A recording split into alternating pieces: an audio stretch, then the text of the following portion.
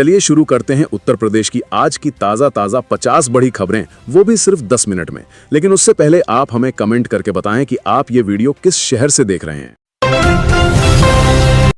UP के CM Yogi Adityanath ने दंगाइयों को कड़ी चेतावनी दी। बलरामपुर की सभा में उन्होंने साफ कहा, कानून हाथ में लिया तो ऐसी सजा मिलेगी जिसे पीढ़ियां याद रखेंगी। उन्होंने गजवाए हिंद की सोच को खतरनाक बताते हुए प्रशासन को सख्ती के निर्देश दिए। योगी आदित्यनाथ की biopic Ajit untold story of a Yogi box office पर फ्लॉप रही। 15 करोड़ के बजट वाली इस फिल्म ने 5 दिन में मुश्किल से 1 करोड़ कमाए। सपा प्रमुख अखिलेश यादव ने तंज कसते हुए कहा, फिल्म की तरह सरकार भी गिरेगी। 1 अक्टूबर से देश भर में कई बड़े नियम बदलेंगे। रेलवे टिकट के लिए आधार वेरिफिकेशन जरूरी हो सकता है। पेंशन नियमों में बदलाव होंगे और यूपीआई लेनदेन के नए प्रावधान लागू होंगे। त्योहारों के चलते बैंकों में 21 दिन की छुट्टियां भी रहेंगी। दशहरे से पहले बलरामपुर को सीएम योगी ने 825 करोड़ की 124 परियोजनाओं की सौगात दी। सड़क, शिक्षा, स्वास्थ्य और पर्यटन से जुड़ी योजनाओं का शिलान्यास और लोकार्पण किया गया। उन्होंने कहा कि ये विकास योजनाएं जिले को नई दिशा देंगी। अलीगढ़ को 30 नई एसी इलेक्ट्रिक बसेस मिली। जल्द ही इनका संचालन नोएडा, आगरा, मथुरा और अन्य रूट्स पर शुरू होगा।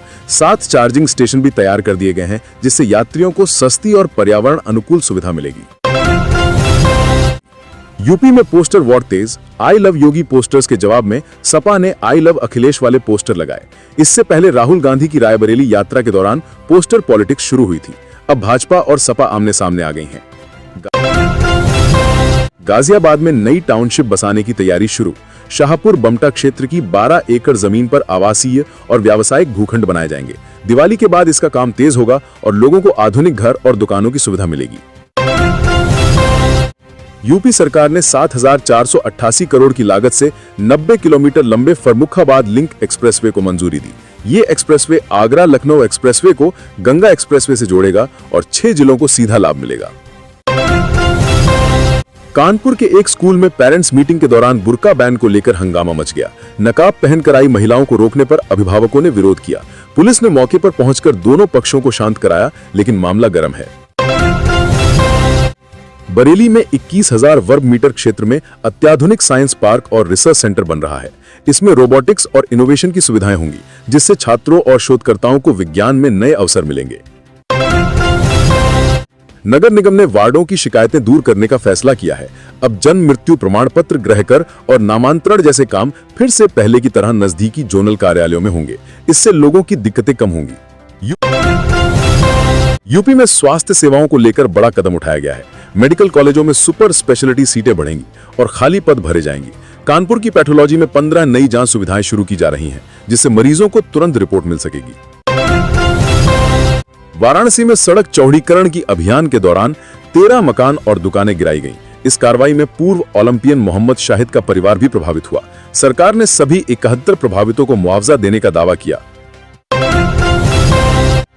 तमिलनाडु में विजय की रैली के दौरान भागदड़ से बड़ा हादसा हुआ। इसमें 39 लोगों की मौत और 95 से ज्यादा लोग घायल हुए। यूपी सीएम योगी और अखिलेश यादव समेत कई नेताओं ने गहरा दुख जताया। वहीं तमिलनाडु सरकार ने मृतकों के परिजनों को 10 लाख रुपए मुआवजा घोषित किया। काशी हिंदू विश्वविद्यालय ने बड़ा कदम उठाते हुए बाहरी छात्रों के लिए सर्टिफिकेट और डिप्लोमा कोर्स खोलने का ऐलान किया।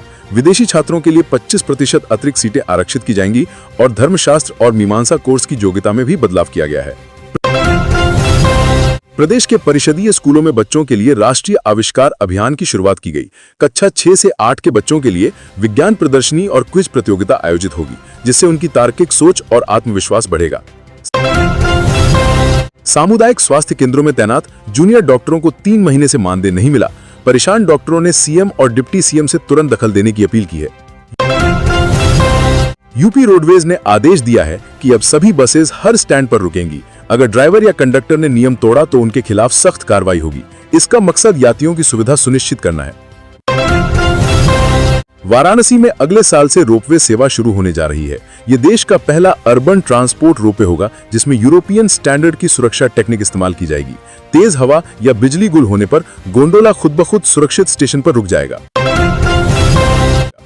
दिल्ली, नोएडा, गाजियाबाद के बीच ट्रैफिक जाम की समस्या कम करने के लिए ईस्टर्न एक्सटेंशन कॉरिडोर बनाया जा रहा है। ये 82 किलोमीटर लंबा होगा और 10,850 करोड़ की लागत से बनेगा। इसके बन जाने से यात्रियों का सफर आसान होगा। अयोध्या के धन्नीपुर में मस्जिद का नया पारंपरिक डिजाइन तैयार कर लिया गया है। इस बार इसमें 5 मीनारें और एक विशाल गुंबद शामिल है। पुराने डिजाइन को लोगों ने खारिज कर दिया था। अब नया नक्शा विकास प्राधिकरण को मंजूरी के लिए भेजा जाएगा। राष्ट्रीय स्वयंसेवक संघ के शताब्दी वर्ष पर केंद्र सरकार बड़ा फैसला लेने वाली है। प्रधानमंत्री नरेंद्र मोदी के नेतृत्व में विशेष डाक टिकट और सिक्का जारी करने की योजना है, जिससे इस ऐतिहासिक अवसर को यादगार बनाया जा सके। दिवाली से पहले प्रयागराज की हवाई यात्रा महंगी हो गई है। मुंबई और बेंगलुरु से आने वाली फ्लाइट का किराया 20,000 रुपए से भी ऊपर पहुंच गया है। यात्रियों का कहना है कि ट्रेन में सीट नहीं मिलने की वजह से उन्हें महंगा हवाई टिकट लेना पड़ रहा है। बहुजन समाज पार्टी 9 अक्टूबर को तांसीराम परिनिर्माण दिवस पर राजधानी में विशाल रैली करेगी। पार्टी को उम्मीद है कि इस रैली में 10 लाख से ज्यादा लोग जुटेंगे। सुरक्षा और आयोजन की तैयारियां जोरों पर हैं। यूपी में स्कूलों में कंप्यूटर लैब और स्मार्ट क्लासरूम बढ़ाए जा रहे हैं। छात्रों की डिजिटल पढ़ाई आसान होगी। सरकारी स्कूलों में नई तकनीक से सीखने का माहौल बनेगा। लखनऊ में नया मेट्रो शेड बन रहा है। 500 करोड़ की लागत से तैयार होगा। मेट्रो संचालन में सुधार और समय की बचत होगी।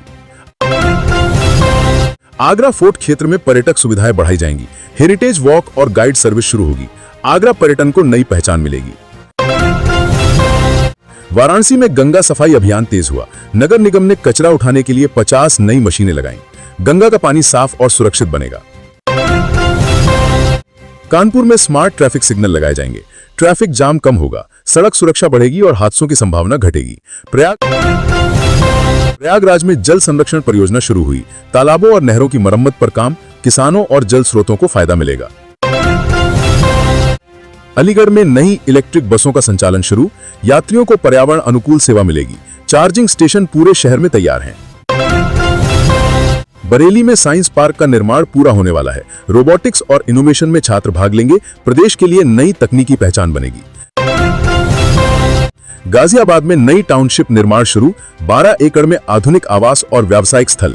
दिवाली के बाद लोगों के लिए घर उपलब्ध होंगे। कानपुर में स्कूलों में बुर्का विवाद हल। प्रशासन ने नियम स्पष्ट किए। अभिभावकों और स्कूल के बीच शांति बनी। यूपी में सुपर स्पेशलिटी डॉक्टरों की भर्ती तेज। स्वास्थ्य सेवाओं में सुधार। मरीजों को बेहतर इलाज मिलेगा। बलरामपुर में सड़क और शिक्षा परियोजनाओं का लोकार्पण। 124 परियोजनाओं में 825 करोड़ का निवेश। जिले का विकास तेज होगा। वाराणसी में रोपवे का निर्माण शुरू। यूरोपियन सुरक्षा उपकरण होंगे। यात्री सुविधा और सुरक्षा दोनों बढ़ेंगी।